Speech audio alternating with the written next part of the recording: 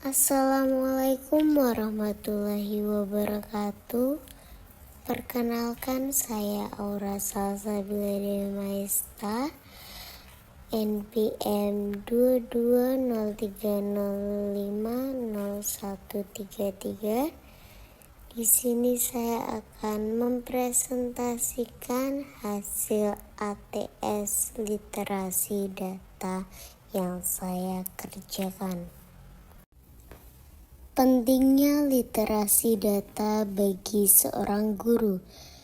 Literasi data adalah kemampuan untuk memahami, menginterpretasikan, dan mengambil keputusan berdasarkan data.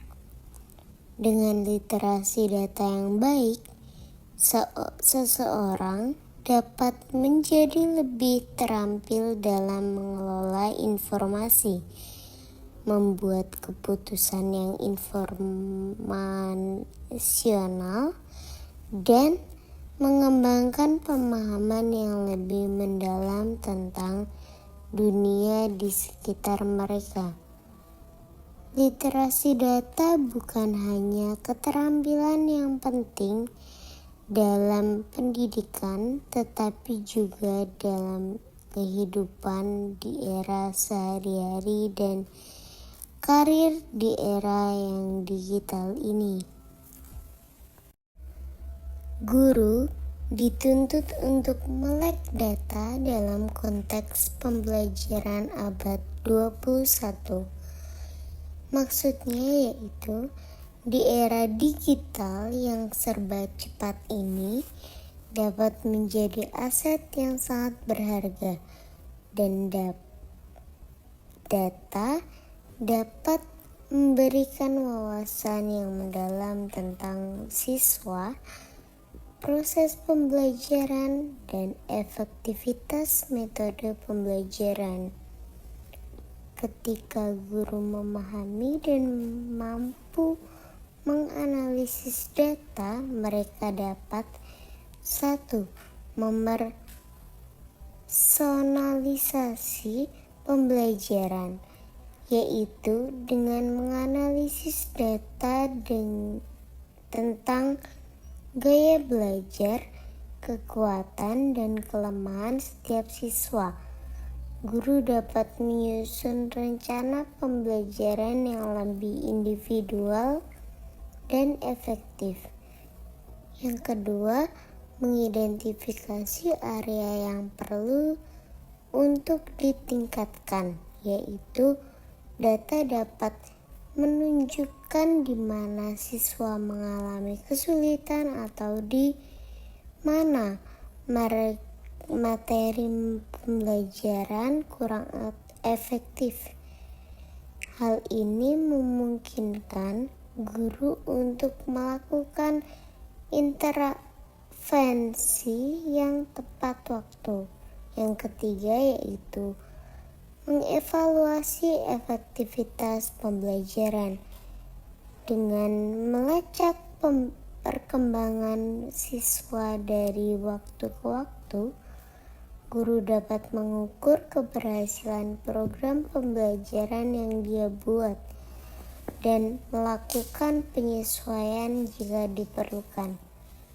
Yang keempat yaitu membuat keputusan yang lebih baik, yaitu adalah data dapat membantu guru dalam membuat keputusan yang lebih informatif tentang pemilihan materi, metode pembelajaran, dan penggunaan teknologi.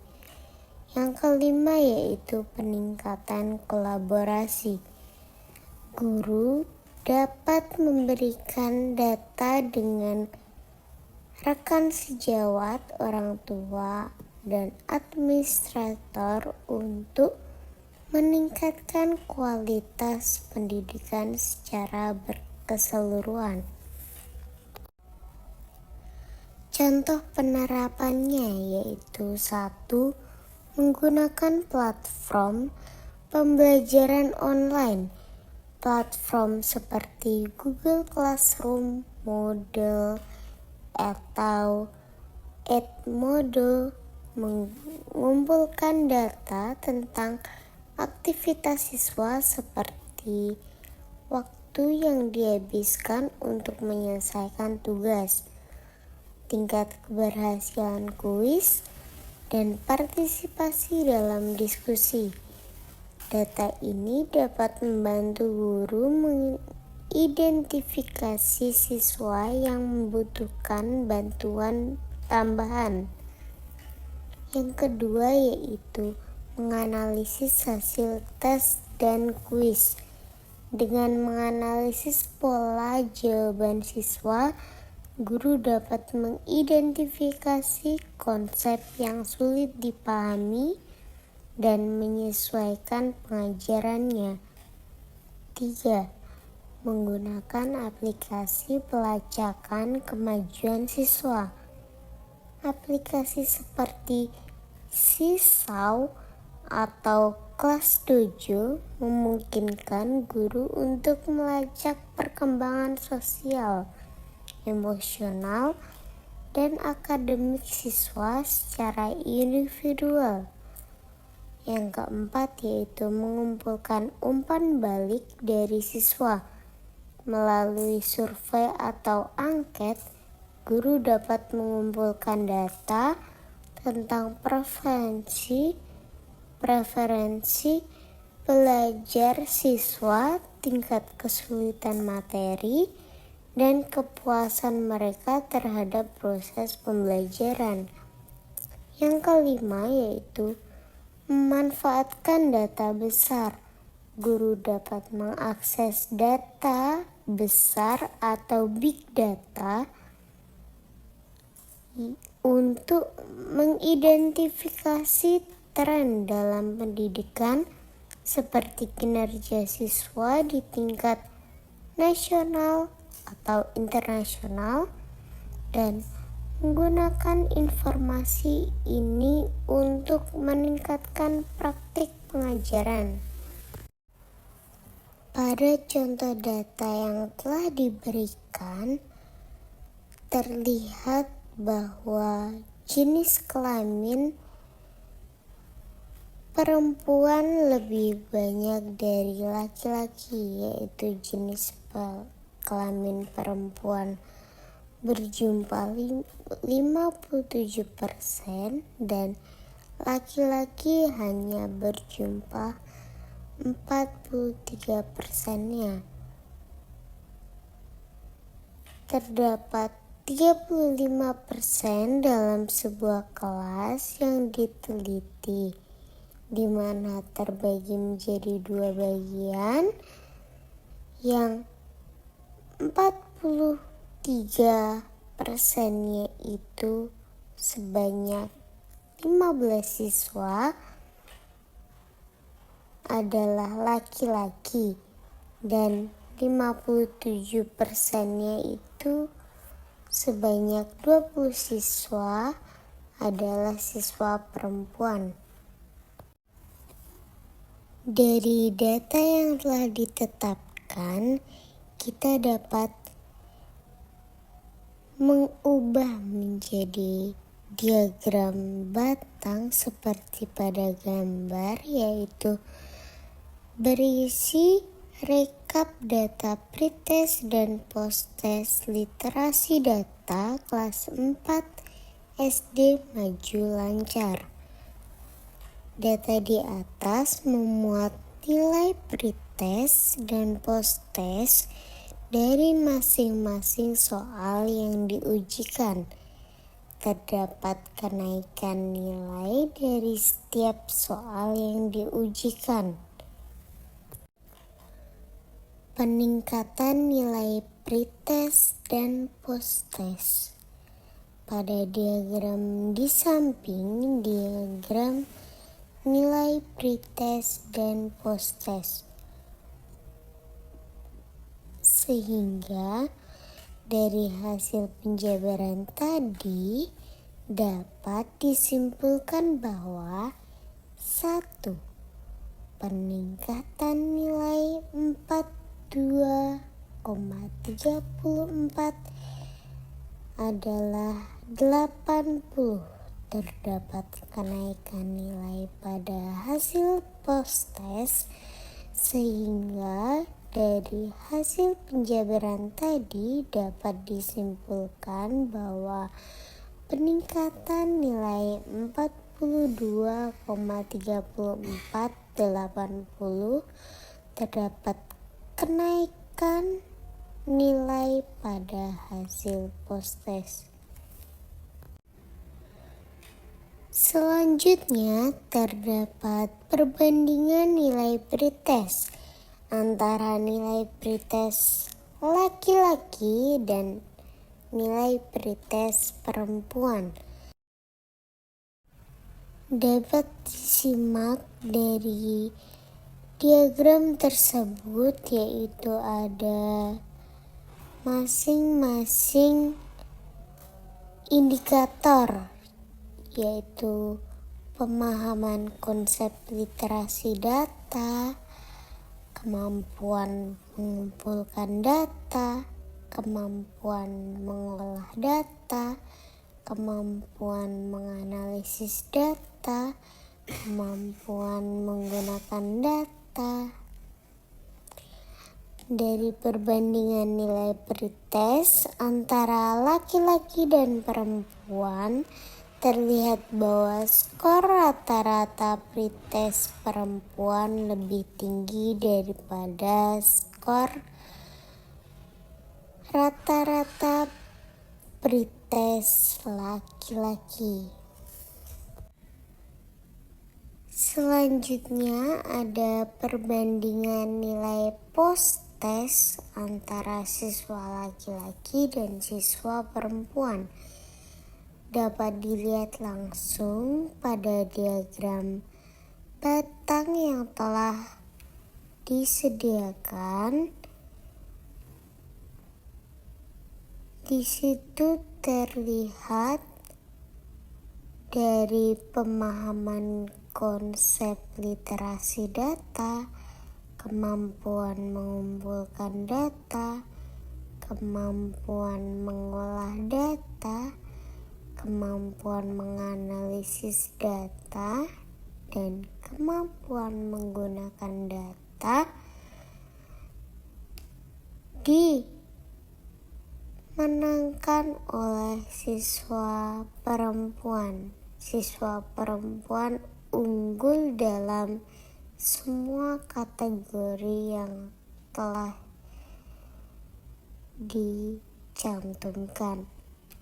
Dari diagram ini, nilai post-test laki-laki dan perempuan terlihat bahwa skor rata-rata post-test perempuan lebih tinggi daripada laki-laki.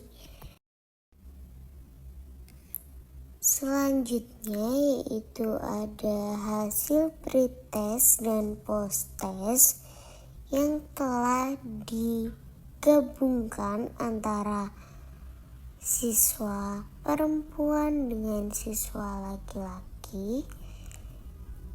Bisa dilihat pada diagram batang bahwa hasil pretest perempuan yang berwarna oranye dan hasil laki-laki yang berwarna biru. Pretest pada laki-laki senilai 39,06 dan pretest pada perempuan senilai 44,8. Sedangkan post-testnya sama-sama mengalami kenaikan, namun tetap dipimpin oleh siswa perempuan dengan rata-rata lebih tinggi, yaitu 85,5. Sedangkan post-test laki-laki hanya 72,66. Sehingga dari hasil analisis rata-rata skor pretest dan posttest diperoleh kesimpulan bahwa nilai posttest antara laki-laki dan perempuan masing-masing mengalami kenaikan. Namun, apabila dibandingkan dari hasil pretest dan posttest, nilai perempuanlah yang selalu lebih tinggi. Dapat dilihat dalam tabel di atas, yaitu terdapat skor pretest terendah.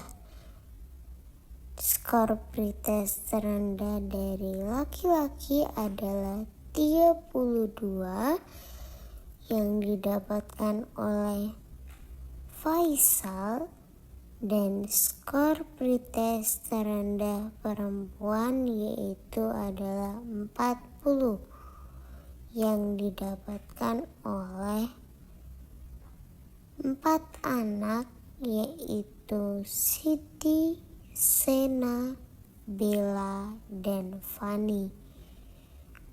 Pada saat dilaksanakan posttest, nilai terendah dari masing-masing siswa mengalami kenaikan yang hampir mencapai 2 kali lipat. Perhatikan pencapaian nilai pretest di atas.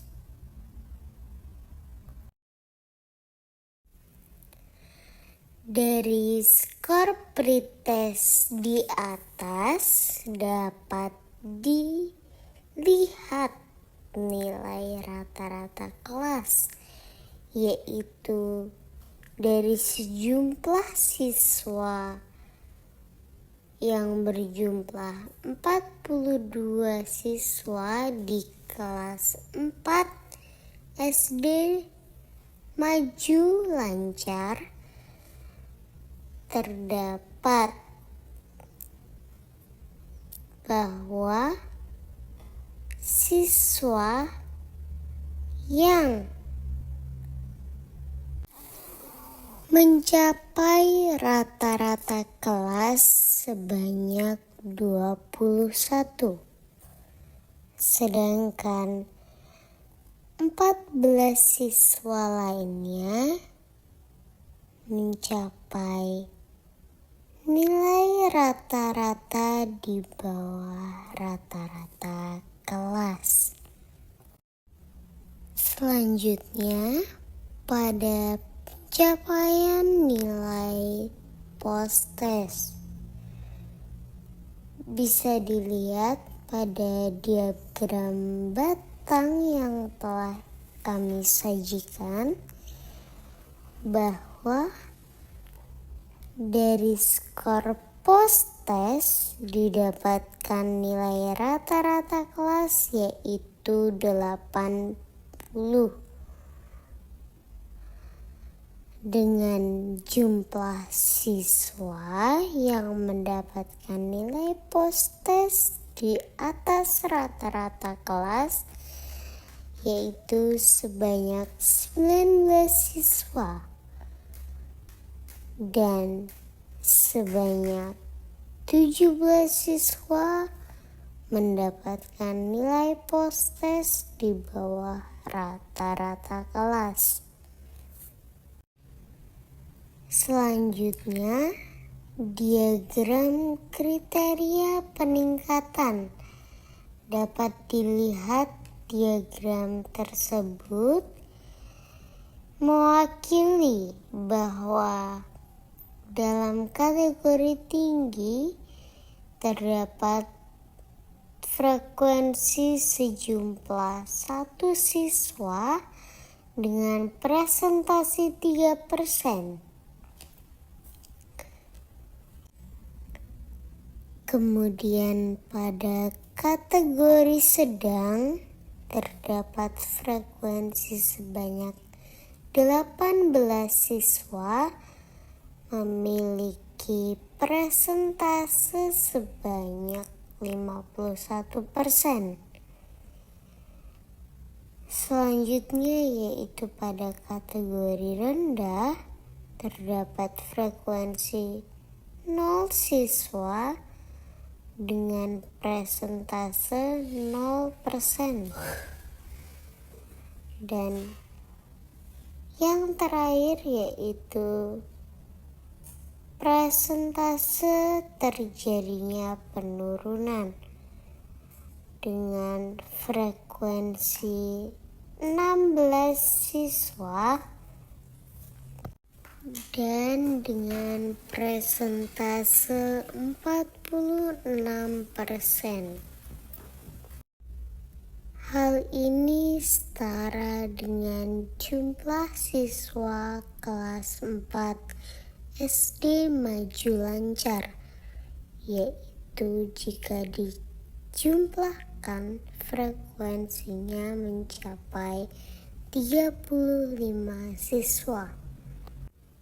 Sekian pemaparan dari saya, Aura Salsabila Dewi Maesta, NPM 2203050133. Sebelum saya akhiri, saya ingin memantun.